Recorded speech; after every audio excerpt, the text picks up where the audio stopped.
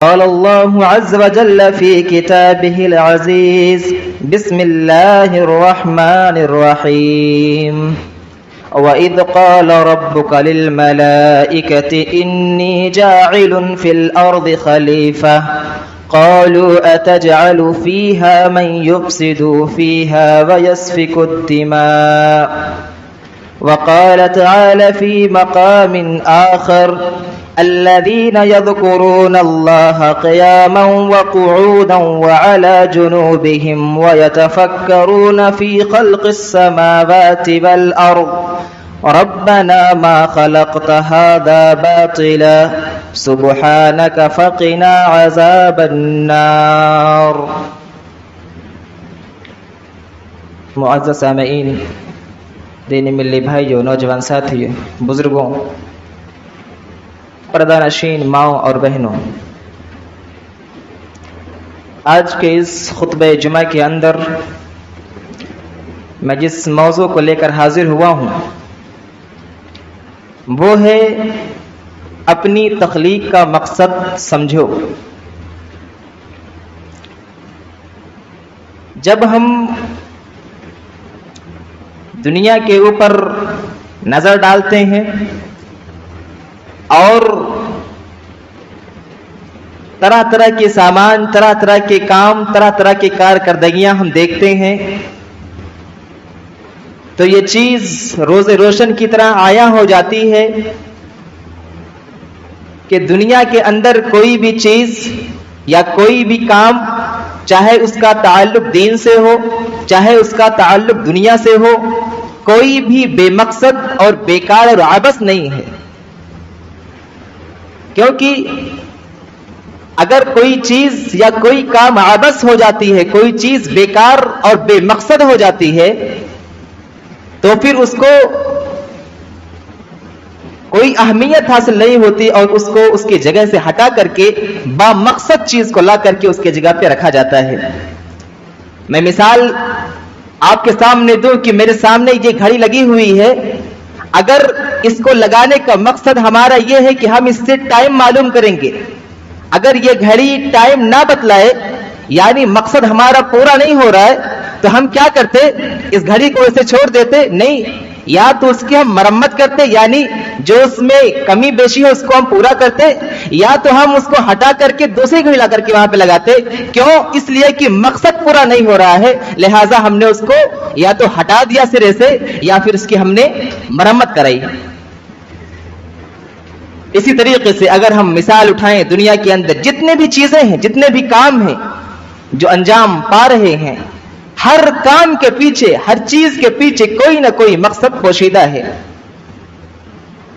اسی طریقے سے جب ہم قرآن مقدس اور احادیث رسول کا مطالعہ کرتے ہیں، پڑھتے ہیں، تو یہ چیز ہمیں معلوم ہو جاتی ہے کہ جس طریقے سے اللہ رب العالمین نے دنیا کے اندر کوئی بھی چیز عبث اور بیکار لایانی نہیں پیدا کیا، اسی طریقے سے اللہ رب العالمین نے ایک عظیم مخلوق کو عبث اور بیکار بھی پیدا نہیں کیا۔ ایسا کیسے ممکن ہو سکتا ہے کہ اللہ رب العالمین انسان جیسے عظیم مخلوق کو بیکار اور عبث پیدا کر دے؟ لہذا ہماری اور آپ کی ذمہ داری ہوتی ہے کہ ہم اپنے مقصد حیات کو سمجھیں، اپنے تخلیق کے مقصد کو سمجھیں کہ ہمیں دنیا کے اندر کیوں لایا گیا، ہماری تخلیق اللہ نے کیوں بخشی، اس کے پیچھے مقصد کیا ہے، یہ جاننی ہماری اور آپ کی ذمہ داری ہوتی ہے۔ لہٰذا میں نے آپ کے سامنے سورہ بقرہ آیت نمبر 30 کی تلاوت فرمائی، وَإِذْ قَالَ رَبُّكَ لِلْمَلَائِكَةِ إِنِّي جَاعِلٌ فِي الْأَرْضِ خَلِيفَةً قَالُوا أَتَجْعَلُ فِيهَا مَن يُفْسِدُ فِيهَا وَيَسْفِكُ الدِّمَاءَ۔ اس آیت کریمہ کے اندر اللہ رب العالمین نے انسانوں کی تخلیق کا مقصد بیان کیا، اور بھی آیات ہیں اگر ہم دیکھیں تو ہر کام کے پیچھے کوئی نہ کوئی مقصد اور حکمت پوشیدہ ہوتی ہے۔ اگر ہم اللہ رب العالمین کے قرآن مقدس کی سورہ آل عمران آیت نمبر 191 پڑھیں، اللہ رب العالمین فرماتا ہے الذین یذکرون اللہ قیاما وقعودا وعلی جنوبہم، وہ لوگ جو اللہ رب العالمین کا ذکر کرتے ہیں، اللہ رب العالمین کا نام لیتے ہیں، سوتے بیٹھتے اٹھتے اپنے پہلو کے بل لیٹے ہوئے وَيَتَفَكَّرُونَ فِي خَلْقِ السَّمَاوَاتِ وَالْأَرْضِ، اور اس کے ساتھ ساتھ آسمان و زمین کے اندر جو بھی چیزیں ہیں اس میں غور و فکر کرتے ہیں، تدبر کرتے ہیں، سوچتے ہیں یہ چیزیں کیوں پیدا کی گئی، یہ ایسی کیوں بنائی گئی، اس کے بارے میں جب سوچتے ہیں جب آسمان و زمین کے تخلیق کے بارے میں سوچتے ہیں تو خود بخود ان کی زبان سے یہ کلمات ادا ہوتے ہیں، ربنا ما خلقت هذا باطلا، اے میرے پروردگار، اے میرے رب، تو نے اس آسمان و زمین کو یا اس دنیا کے اندر پیدا ہونے والے کسی بھی مخلوق کو باطل، بیکار، بے مقصد نہیں پیدا کیا، بلکہ ان سب کے پیچھے کوئی نہ کوئی مقصد ہے۔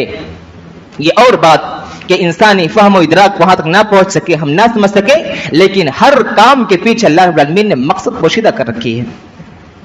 اسی طریقے سے سورہ دخان کی آیت نمبر 38 اور 39 ہم پڑھتے ہیں تو اس کے اندر بھی اللہ رب العالمین اسی کی طرف اشارہ فرما رہا ہے کہ یہ آسمان و زمین کی تخلیق یہ کوئی کھیل کود کا سامان نہیں، یہ کوئی کھیل کے لیے پیدا نہیں کر دیا گیا، گڈے اور گڈی کا کھیل کہ یوں ہی گزار کر یہ ختم کر دو، بلکہ اللہ رب العالمین نے فرمایا وما خلقنا السماوات والارض وما بینہما لاعبین، اللہ رب العالمین فرما رہا ہے کہ ہم نے آسمان کو اور زمین کو اور ان دونوں کے درمیان جو بھی چیزیں پیدا کی محض کھیل کے لیے پیدا نہیں کی، بلکہ یہ تمہارے لیے دارالعمل ہے، تم اس کے ذریعے سے آزمائے جاؤ گے، تمہارا امتحان، تمہارے ایمان کا امتحان لیا جائے گا اس کے ذریعے سے۔ لہذا معلوم یہ ہوا کہ اس کو محض عیش پرستی میں، کھیل و کود میں گزار کر کے اپنے آپ کو یا اپنے اوقات کو ضائع نہ کیا جائے، بلکہ انہی اوقات میں ہم غور و فکر کریں، تدبر کریں، آسمان و زمین کی تخلیق کے بارے میں سوچیں، آسمان و زمین کے درمیان جتنے بھی مخلوق اللہ رب العالمین نے پیدا کر رکھی ہیں ان کے بارے میں سوچیں سمجھیں، آپ کا دل خود بخود یہ کلمات ادا کرے گا، آپ کی زبان سے خود بخود یہ کلمات نکلیں گے، ربنا ما خلقت هذا باطلا، رب کریم تو نے کوئی بھی چیز باطل اور بیکار عبث نہیں پیدا کیا، ہر چیز کے پیچھے کوئی نہ کوئی مقصد ہے۔ سامعین کرام، جب ہر چیز کے پیچھے کوئی مقصد ہے، آئیے ہم دیکھیں کہ انسانوں کی تخلیق کے پیچھے مقصد کیا ہے۔ جیسا کہ میں نے سورہ بقرہ کی تلاوت کی، سورہ بقرہ کی آیت نمبر 30 ہم نے پڑھی آپ کے سامنے، ہم نے کہا اس کے اندر اللہ رب العالمین نے انسانوں کی تخلیق کا مقصد بیان کیا ہے۔ وہ کس طریقے سے؟ اللہ رب العالمین نے فرمایا کہ یاد کرو وہ وقت جب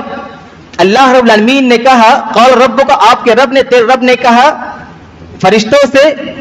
انی جاعل فی الارض خلیفہ، میں زمین میں خلیفہ بنانے جا رہا ہوں، میں زمین کا خلیفہ بنانے جا رہا ہوں۔ فرشتوں کو حیرانی ہوئی، تعجب ہوا، کہا، اور قالوا، تمام فرشتوں نے کہا، اتجعل فیہا من یفسد فیہا ویسفک الدماء، رب کریم کیا تو اس روئے زمین پر ایک ایسی مخلوق کو پیدا اور بنانے جا رہا ہے جو اس کے اندر فساد پھیلائے، جو اس کے اندر خوریزی کرے، جو اس کے اندر فتنہ و فساد کے بازار گرم کرے؟ اللہ رب العالمین نے کہا کہ جو میں جانتا ہوں وہ تم نہیں جانتے، لہٰذا میں جو کام کر رہا ہوں مجھے کرنے دو۔ اس پر فرشتوں کا جو اعتراض تھا، کچھ لوگ کہتے ہیں کہ فرشتوں کو غیب کا علم تھا، نہیں،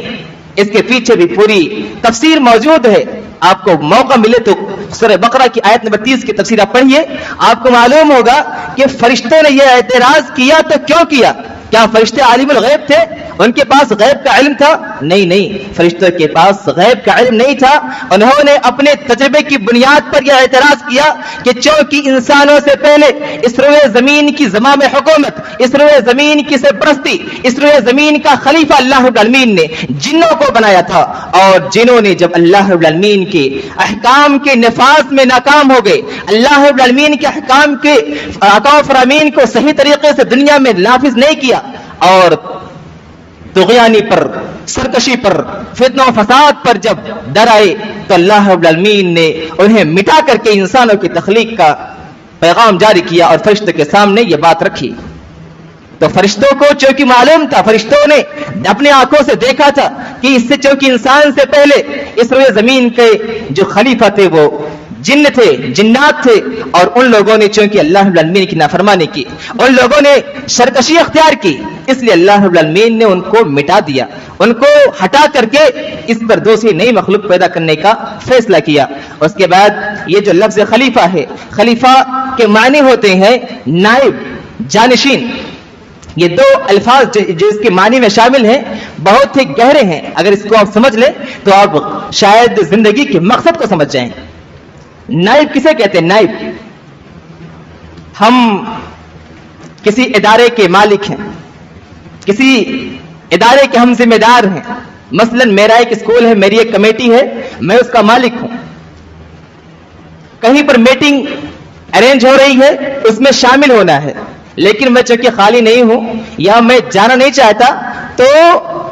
اپنے کسی کارندے کو, میں اسکول کا ہیڈ ماسٹر یا پرنسپل مان لیجئے, وقتی طور کے لیے میں کسی ٹیچر کو بھیجتا ہوں اپنی نیابت کے لیے کہ جائیے میٹنگ اٹینڈ کیجئے اور اس کے اندر کیا باتیں ہو رہی ہیں, کیا فیصلہ آ کر مجھے بتائیے. تو یہ جو میرا بھیجنا ہے کسی ٹیچر کا اپنی جگہ پر اس کام کی عمل درآمد کے لیے, یہی نیابت ہے. اللہ رب العالمین نے فرمایا کہ ہم نے انسان کو زمین کا خلیفہ بنایا, اپنا نائب بنایا. اللہ رب العالمین یہ بتلا رہا ہے کہ میں نے انسانوں کو زمین پر اس لیے بھیجا تاکہ جا کر کے زمین پر دنیا کے اندر میرے احکام کا نفاذ کریں, میرے بتائے ہوئے راستے کو عام کریں اور دین کی, اسلام کی ترویج اور اشاعت کریں. اور اس کے بعد اس نیابت کے الفاظ کے اندر ایک چیز اور پوشیدہ ہے, وہ یہ کہ جس نائب کو ہم بھیجتے ہیں وہ واپس آنے کے بعد پورا رپورٹ پیش کرتا ہے. مالک جو ہوتا ہے, جو پرنسپل اور ذمہ دار ہوتا ہے, وہ اس سے حساب طلب کرتا ہے کہ آپ وہاں پہ گئے, آپ کو بھیجا گیا, وہاں سے آپ نے رپورٹ کیا لائی, کیا آپ وہاں پہ بات چیت ہوئی, فیصلہ کیا ہوا, سارا کا سارا رپورٹ وہ پیش کرتا ہے. یہ آیت یہ بتلا رہی ہے, لفظ خلیفہ کی گہرائی یہ بتلا رہی ہے کہ اللہ رب العالمین نے ہمیں دنیا کے اندر بھیجا ہے اپنا نائب اور نیابت کرنے کے لیے. ہمیں یہاں سے جانا ہے, اللہ کے پاس جانا ہے, مالک حقیقی سے ملنا ہے, اور اس کے بعد ہم نے دنیا کے اندر کیا کچھ انجام دہی کی, ہم نے دنیا کے اندر اللہ کے احکام کے کتنے نفاذ کے لیے کوششیں اور محنتیں کی, ان تمام چیزوں کا ہمیں رپورٹ پیش کرنی ہے. ہمیں اللہ کے سامنے جواب دینا ہے کہ ہم نے تیرے دین کی, ہم نے تیرے اسلام کی, ہم نے تیرے بتائے ہوئے راستے کی ترویج و اشاعت کتنے حد تک کی, ہمیں اس کا رپورٹ پیش کرنا ہے. اس لیے یہ زندگی کا مقصد سمجھیے آپ کہ یہاں پر یوں ہی نہیں بھیجے گئے, ایک مقصد کے تحت. وہ مقصد یہی ہے کہ دنیا کے اندر جاؤ, روئے زمین کے اندر جاؤ اور اللہ کے احکام کا نفاذ کرو. اور اسی لفظ خلیفہ کا جو میں نے بانا بیان کیا, نیابت یا نائب اور جانشین. جانشین کسے کہتے ہیں کہ کوئی ایک سلطنت, کوئی حکومت ایک ہے, یا کوئی اسکول کا آپ ذمہ دار, چھوٹے مثال بالکل سمجھیے آپ, اسکول کوئی ہے اور جو اس کا پرنسپل ہے وہ ناکارہ ہے, کام نہیں کر رہا, ذمہ داری کو اپنے ادا نہیں کر رہا,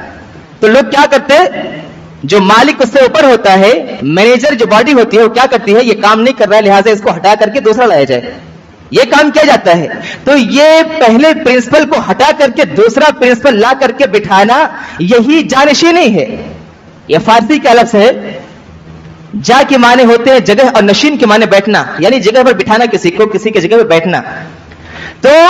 چونکہ پہلا پرنسپل کام نہیں کر رہا تھا جیسا کہ مینیجر باڈی چاہتی ہے, نہیں, مینیجر نے کیا کیا, اس کو ہٹا کر کے دوسرے کو لا کے بٹھایا. سیم ہو بہو ایسے ہی اللہ رب العالمین نے انسانوں کی تخلیق کا مقصد بیان کرتے ہوئے کہا کہ ہم نے انسانوں کو خلیفہ بنایا ہے زمین کا. مطلب یہ ہے کہ انسانوں سے پہلے کوئی اس روئے زمین کا مالک تھا, اس روئے زمین پر کوئی اور خلیفہ تھا جو کہ اللہ کے احکام کے نفاذ میں ناکام ثابت ہوا. اس لیے اللہ رب العالمین نے انسان کو پیدا کیا, انسان کو خلیفہ بنایا کہ اب تم اپنے کام میں فیل ثابت ہوئے ہو, ناکارہ ثابت ہوئے ہو, اس لیے ہم دوسری مخلوق کو لائیں گے جو تم جیسی نہ ہوگی بلکہ وہ میرے احکام کے نفاذ میں پوری کوشش کرے گی اور اللہ کے دین کی اشاعت اور تبلیغ میں, اس کی اشاعت میں پورے طریقے سے کام کرے گی. اس سے معلوم یہ ہوا کہ انسان کے تخلیق کا جو بنیادی مقصد ہے وہ یہی ہے کہ ہم دنیا کے اندر آئے تو اللہ رب العالمین کے دین کی ترویج و اشاعت کے لیے,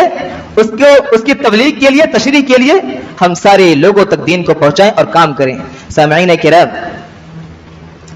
اس سے واضح الفاظ میں سورہ زاریات کے اندر آیت نمبر 56 کے اندر اللہ نے فرمایا وما خلقت الجن والانس الا ليعبدون. ہم نے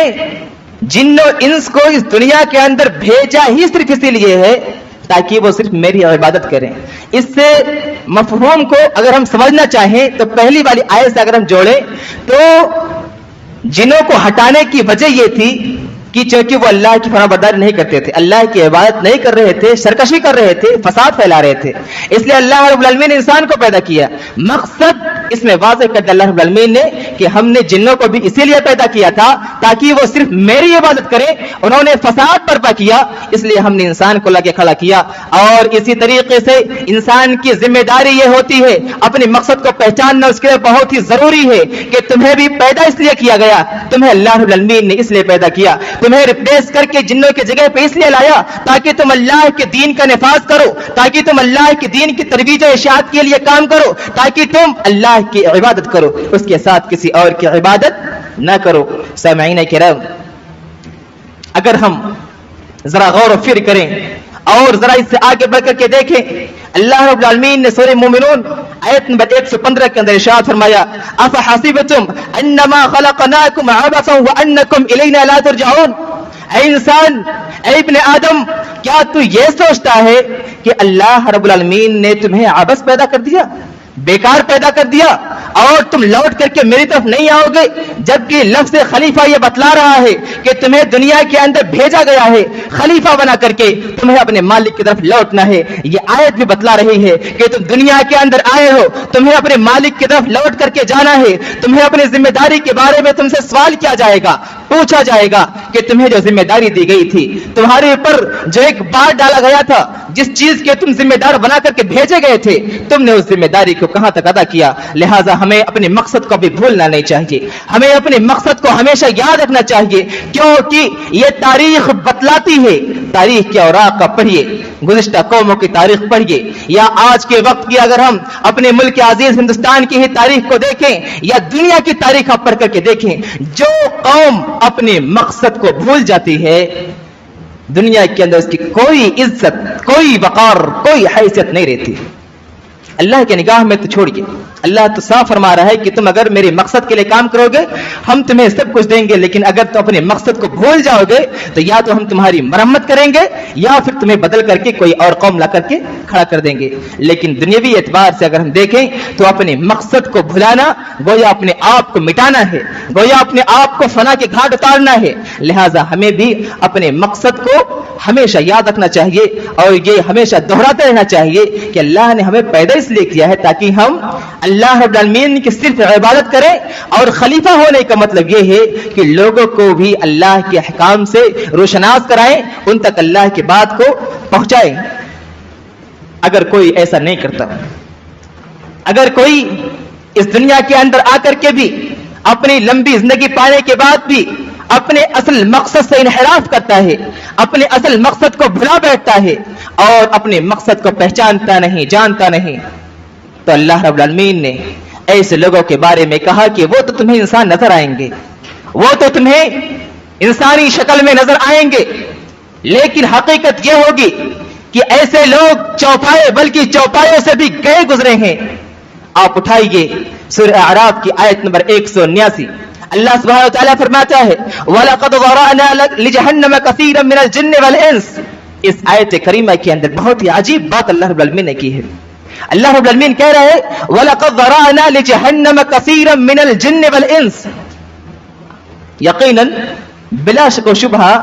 ہم نے بہت سارے جنوں کو اور انسوں کو جہنم کے لیے پیدا کیا.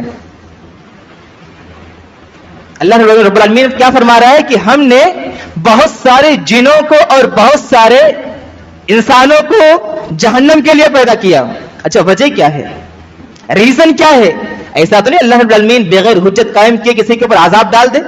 ایسا تو ہو ہی نہیں سکتا, بلکہ کچھ ریزن ہوگا, کچھ سبب ہوگا. اللہ رب العالمین آگے فرما رہا ہے لہم قلوب لا یفقہون بها ولہم اعین لا یبصرون بها ولہم آذان لا یسمعون بها اولئک کالانعام بل هم اضل. ایسے ہی اللہ رب العالمین نے یہ نہیں فرما دیا کہ ہم نے لوگوں کی ایک کثیر تعداد انسوں کی اور جنوں کی جہنم کے لیے پیدا کیا. وجہ یہ بیان کیا کہ ان کے پاس ان کے پاس دل تو ہوتا ہے لیکن وہ حق بات کو سننے کی طاقت نہیں رکھتے. اس کا مطلب یہ ہوا کہ اگر ہماری سماج کے اندر, ہمارے نوجوانوں کے اندر, مسلم کمیونٹی کے اندر یا دنیا کے اندر روئے زمین کے اوپر جتنے بھی انسان ہیں ان کے پاس دل تو ہے لیکن حق بات کو اگر تسلیم کرنے کی طاقت نہیں ہے تو پھر وہ یہ سمجھ لیں کہ وہ اللہ کے غضب کے مستحق ہیں. اللہ رب العالمین نے ان کے لیے عذاب کا اعلان کر دیا ہے, صاف الفاظ میں فرما دیا ہے ایسے ہی لوگ جہنم کے مستحق ہیں. اور آگے فرمایا وَلَهُمْ أَعْيُنٌ لَا يُبْصِرُونَ بِهَا, اور ایسے بھی لوگ ہیں جن کے پاس آنکھیں تو ہے, بصارت تو ہے لیکن بصیرت نہیں ہے. آنکھوں کے اندر روشنی ہے, سب کچھ دیکھتے ہیں, پڑھتے ہیں, لیکن ان کے اندر اتنی طاقت اور جرأت نہیں ہوتی, وہ بصیرت نہیں ہوتی کہ حق بات کو تسلیم کر سکیں, حق بات کو ابزاد کر سکیں, صحیح چیز اور حق بات کو دیکھ سکیں. اللہ رب العالمین نے ان کے لیے بھی سخت وعید سنائی اور کہا کہ اگر تمہارے پاس بھی وہ آنکھ ہے کہ تم حق کو دیکھ نہیں سکتے, سچائی کا سامنا نہیں کر سکتے, تو سمجھ لو کہ تم بھی اللہ کے غضب کے مستحق ہو اور تمہارے لیے بھی جہنم کی آگ ہے. اور اس طریقے سے اللہ رب العالمین نے فرمایا وَلَهُمْ آذَانٌ لَا يَسْمَعُونَ بِهَا, اور کچھ ایسے بھی لوگ ہیں جن کے پاس کان ہیں, جن کے پاس کان تو ہے,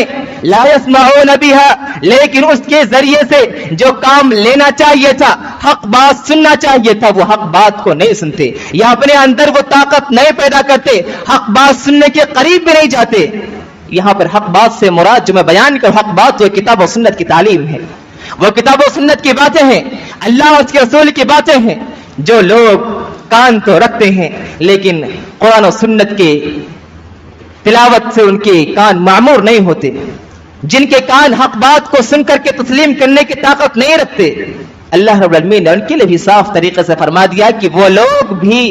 اللہ کے غضب کے مستحق ہیں اور ان کے لیے جہنم کی آگ ہے. 3 لوگ کو تذکرہ اللہ رب العالمین نے فرمایا. پہلا یہ کہ ان کے پاس دل ہے, دوسرا یہ ان کے پاس آنکھ ہے, تیسرا یہ ان کے پاس کان بھی ہے. یہ 3 ایسے اہم آلے ہیں, ایسے اہم آلے ہیں کہ جن کے پاس یہ چیز ہوتی ہے وہ ہر چیز پر فائق لے جاتی ہے, وہ ہر چیز پر فوقیت رکھتی ہے. یعنی ان کے پاس سمجھنے کی صلاحیت, دیکھنے کی صلاحیت, سننے کی صلاحیت, یہ تمام چیزیں موجود ہو کر کے بھی اگر کوئی اللہ رب العالمین کے بتائے ہوئے راستے کو چھوڑ دے, قرآن مقدس کے تعلیمات کو سن نہ سکے, سمجھ نہ سکے اور یوں ہی زندگی کو بے مقصد گزار دے, تو یقیناً اللہ رب العالمین نے فرمایا کہ ایسے ہی انس و جن کے لیے ہم نے جہنم کو تیار کر رکھا ہے. اور اس آیت کے آگے اللہ رب العالمین نے اس سے بھی صاف الفاظ میں ان کی تذلیل بیان کی اور وعید بیان کیا کہ انہم اولئک کالانعام بل ہم اضل, یہ تو چوپایوں کی طرح ہیں, چونکہ چوپایوں کے پاس بھی, جانوروں کے پاس بھی کان بھی ہوتے, آنکھ بھی ہوتے, دل بھی ہوتے, لیکن ان کے اندر یہ طاقت نہیں ہوتی کہ وہ کس حق اور باطل کے درمیان فیصلہ کر سکیں, ان کے پاس یہ طاقت نہیں ہوتی کہ وہ صحیح اور غلط کی تمیز کر سکیں. لہذا اللہ رب العالمین نے کہا ایسے انسان جن کے پاس یہ تمام نعمتیں ہونے کے بعد بھی حق بات اور غلط کے درمیان تمیز کرنے کی طاقت نہیں ہوتی, یہ لوگ چوپایوں کے مانند ہیں, بلکہ ان سے بھی گئے گزرے ہیں, اس سے بھی نچلے درجے کے ہیں. اور آگے اللہ نے فرمایا اولئک هم الغافلون, اور یہی لوگ در حقیقت غفلت میں رہنے والے ہیں, غفلت شعار ہیں. ہمیں معلوم یہ ہوا کہ اگر ہمارے اندر, ہمارے سماج کے اندر یا کسی بھی پوری انسانیت کے اندر جس کے پاس اللہ رب العالمین نے آنکھ دے رکھی ہے, کان دے رکھا ہے, دل دے رکھا ہے, صحت مند ہے, صحیح سلامت ہے, لیکن اس کے باوجود اگر وہ حق بات کو تسلیم نہیں کرتا, اپنے مقصد حیات کو تلاش نہیں کرتا, اس کو سمجھنے کی کوشش نہیں کرتا, تو پھر اللہ رب العالمین نے فرمایا 2 وعید بیان کی. ایک تو یہ کہ جہنم اس کے لیے ہے, اور دوسرا یہ کہ اس کے تذلیل کرتے ہوئے اللہ رب العالمین نے فرمایا کہ وہ چوپایوں سے بھی بدتر ہے. سامعین کرام, اگر ہم بحیثیت ایک امت دیکھیں, یہ تو پوری انسانیت کی بات ہوئی کہ پوری انسانیت کو پیدا کرنے کا مقصد یہی ہے کہ ہم اللہ رب العالمین کے دین کی ترویج کے لیے, اس کی اشاعت کے لیے کام کریں. بحیثیت ایک امت, کیونکہ ساری کے ساری مخلوقات میں اللہ رب العالمین نے انسانوں کو اشرف المخلوقات بنایا, اسی طریقے سے سارے کے سارے انسانوں میں اللہ رب العالمین نے اس امت محمدیہ کو، اس امت اسلام کو خیر امت کا خطاب دیا، لہذا ذمہ داری اور بڑھ جاتی ہے۔ بحیثیت ایک انسان تو ذمہ داری تھی ہی، لیکن بحیثیت امت محمدیہ یہ ذمہ داری مزید بڑھ جاتی ہے۔ اللہ رب العالمین نے فرمایا کنتم خیر امت اخرجت للناس تأمرون بالمعروف وتنہون عن المنکر۔ اللہ نے کہا کہ انسانوں کی تخلیق کا تو مقصد تھا ہی یہی کہ تم اللہ کے دین کے غلبے کے لیے کام کرو، لیکن چونکہ تم امت محمدیہ ہو، تم خیر امت ہو، تم تمام کے تمام نبیوں کے امام کے امتی ہو، پیروکار ہو، لہذا تمہارے تخلیق کا مقصد یہ ہے، تمہیں لائے جانے کا مقصد یہ ہے، تمہیں یہود و نصارہ پر فوقیت دینے کا مقصد یہ ہے، بنی اسرائیل قوم عاد قوم لوط قوم نوح کے اوپر تمہیں فوقیت دینے کا مقصد یہ ہے، کیونکہ تمہارے اندر 3 خصلتیں ہیں، تمہارے اندر 3 اوصاف ہیں جو ان تمام قوموں کے اندر مفقود تھی، کم پائی جاتی تھی یا تو پائی نہیں جاتی تھی، جس کی وجہ سے اللہ رب العالمین انہیں مٹا دیا۔ کنتم خیر امت اخرجت للناس تأمرون بالمعروف، پہلی صفات تمہارے اندر یہ پائی جاتی، تم لوگوں کو بھلائی کا حکم دیتی ہو، اچھے کاموں کی طرف دعوت دیتی ہو،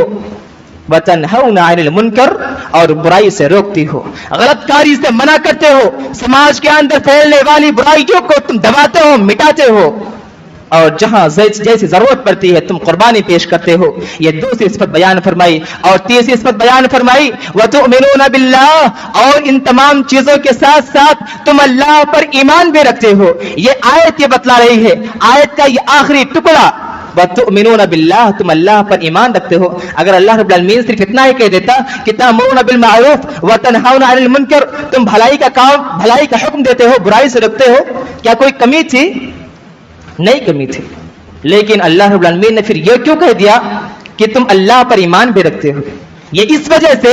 کہ اگر بغیر ایمان کے تم اپنی ساری کی ساری زندگی لگا دو، جس کے لیے بھی ضائع کر دو، خرچ کر دو، اللہ کا نام لے کر یہ خرچ کرو، لیکن اگر تمہارا اللہ پر ایمان نہیں ہے تو پھر سارے کے سارے برباد اور بیکار ہیں، کسی کام کے نہیں۔ لہذا اللہ رب العالمین نے کہا کہ تم یہ جو کام کر رہے ہو، امر بالمعروف اور نہی عن المنکر کا جو فریضہ تم انجام دے رہے ہو، یہ اس ایمان کے ساتھ کہ تم اللہ پر ایمان رکھنے والے ہو، تمہارا اللہ پر ایمان ہے کہ اس کے بعد ہمیں اس کا اچھا بدلہ ملے گا، بہتر بدلہ ملنے والا ہے۔ لہذا سامعین کرام، ان تمام نصوص احادیث رسول کو بیان کرنے کا مقصد صرف اور صرف یہی ہے کہ آپ اپنے مقصد کو تلاش کریں۔ اگر نہیں معلوم تو آج معلوم کر لیں کہ مقصد حیات، انسانوں کی تخلیق کا مقصد صرف اور صرف ایک ہے، اس کو یا تو 2 الفاظ میں کہہ لیں کہ اللہ کے دین کی سربلندی، یا پھر یوں کہہ لیں کہ اللہ رب العالمین کی عبادت، کیونکہ اللہ رب العالمین کی عبادت جب کریں گے تبھی اس کا مطلب یہ ہوا کہ آپ اللہ کے دین کی سربلندی کے لیے کام کر رہے، ورنہ اگر آپ اللہ کی عبادت نہیں کر رہے، کسی اور کی عبادت کر رہے، تو پھر وہ اللہ کے دین کی سربلندی کی بات نہیں ہو سکتی۔ لہذا یہ چیز معلوم ہوا کہ انسان کی تخلیق کا مقصد صرف اور صرف یہی ہے کہ ہم اللہ کی عبادت کریں، اللہ رب العالمین کے بتائے ہوئے دین پر چلیں، اور یہ چیز بھی واضح کر دوں کہ اللہ رب العالمین کا دین کیا ہے۔ ان الدین عند اللہ الاسلام، صاف الفاظ میں اللہ رب العالمین نے فرمایا کہ اللہ رب العالمین کا محبوب اور پسندیدہ دین جو ہے وہ اسلام ہے، اور یہ دین مکمل ہو چکا ہے۔ اب صرف اس دین کو ہمیں دوسروں تک پہنچانا ہے، نسلاً در نسل، یا یوں کہہ لیجئے کہ ایک کے جنریشن کے بعد دوسری جنریشن تک ہمیں اس کو پہنچانا ہے، یہ ہماری ذمہ داری ہے۔ اور اگر ہم نے اپنے اس مقصد کو، اللہ رب العالمین کے بتائے ہوئے اس مقصد سے منہ موڑ لیا اور اس میں ناکام ثابت ہوئے، تو پھر جو میں نے مثال آپ کے سامنے پیش کی کہ میری جو گھڑی سامنے لگی ہوئی ہے، اگر یہ مقصد کو پورا نہیں کرتی، یا تو ہم اس کی مرمت کرائیں گے، یا پھر اس کو ایکسچینج کر کے بدل کر کے دوسری لا کر کے لگائیں گے۔ اسی طریقے سے ہو بہو اللہ رب العالمین اپنے مقصد کے نہ پورا ہونے کی وجہ سے یا تو ہمیں بدل دے گا، دوسری قوم کو لا کر کے اس روئے زمین پر بسائے گا، یا پھر ہماری مرمت کرائے گا۔ اور مرمت تو ہو رہی ہے، آپ روئے زمین کے اندر دیکھیے، ساری مسلم ممالک کے اندر دیکھیے مسلمانوں کی کیا صورتحال ہے، کہاں کہاں وہ مصائب و آلام کے شکار ہیں۔ میں ان کو بیان نہیں کرنا چاہتا، انشاءاللہ پھر کبھی موقع ملا تو اس پر روشنی ڈالنے کی کوشش کروں گا۔ بس मुख्तसरन मैं इशारतन ये बताना चाहता हूं, आप पूरी उम्मत मुस्लिमा के ऊपर निगाह डालिए, आप 55-56 मुल्कों के ऊपर निगाह डालिए, देखिए कहां पर मुसलमान अमन सुकून के सांस ले रहे हैं, कहां चैन से सो रहे हैं। सामईन किराम, आपको कहीं ऐसा एक खित्ता नजर नहीं आएगा जहां पर मुसलमान अमन सुकून से हों। इसकी वजह यही है कि हमने अपने मकसद को भुला दिया है। अल्लाह रब्बुल आलमीन जिस मकसद के लिए हमें पैदा किया था, हमने उस मकसद को छोड़ दिया है और अपने मकसद को हमने दुनिया तलबी और दुनिया हासिल करने का बनाया है। सामईन किराम, दुनिया से बस अपना हिस्सा ले, बल्कि उसका ढेर लगा करके ये ना सोचे कि ये हमारे काम आएगा। अभी रिसेंटली हाल ही में बुर्ज खलीफा यानी दुबई के जो शाह थे या जो भी जिनके नाम से बुर्ज खलीफा बना हुआ है, कितने अमीर 7 या 8 अरब डॉलर के मालिक बुर्ज खलीफा उनके नाम से बना, लेकिन जब मौत आई तो कितनी जगह उनको मिली। सोशल मीडिया का जमाना हर कोई देखा होगा गालिबन, कितनी जगह उनको मिली। ये दुनिया क्या है? इस दुनिया को अपना मकसद हरगिज ना बनाए, बल्कि अपने मकसद को वही रहने दे जो अल्लाह रब्बुल आलमीन ने मुतअय्यन किया था, जो अल्लाह रब्बुल आलमीन ने बताया था। आखिर में अल्लाह ताला से आप दुआ करते हैं अल्लामा इकबाल के शेर के साथ कि अपने मन में डूब कर पाजा सुराग़े जिंदगी, अपने मन में डूब कर पाजा सुराग़े जिंदगी, तू अगर मेरा नहीं बनता न बन, अपना तो बन, गैरों का भला नहीं कर सकते, कम से कम अपने ईमान अपने अकीदे की तो हिफाजत कीजिए। यही अल्लाह रब्बुल आलमीन के सामने कामयाबी की जमानत है। अल्लाह ताला हम तमाम लोगों को अमल सालेह करने की तौफीक अता फरमाए। बार इलाहा तो हम तमाम लोगों से जो खताएं हुए उसे माफ फरमा दे। बार इलाहा हम तमाम लोगों को अपने मकसद के ऊपर अमल करने की तौफीक अता फरमा। बार इलाहा वो लोग जो अपने मकसद से बिल्कुल दूर हो चुके हैं और भुला बैठे हैं, अल्लाह तो उन्हें उनके मकसद को याद करा दे और उन्हें अपने दीन के लिए खड़ा कर दे। बार इलाहा तमाम आलम इस्लाम में जहां पर भी मुसलमान परेशान हाल है, अल्लाह तो उनकी मदद फरमा, अल्लाह तो उनके ऊपर से मुसीबतों के जो घटा टोप बादल है उसको हटा दे, साफ कर दे। बार इलाहा तो हम तमाम लोगों को जब तक जिंदा रख, ईमान इस्लाम पर कायम दायम रख, और जब हमारा खात्मा हो तो ईमान पर हो। हाजरीन,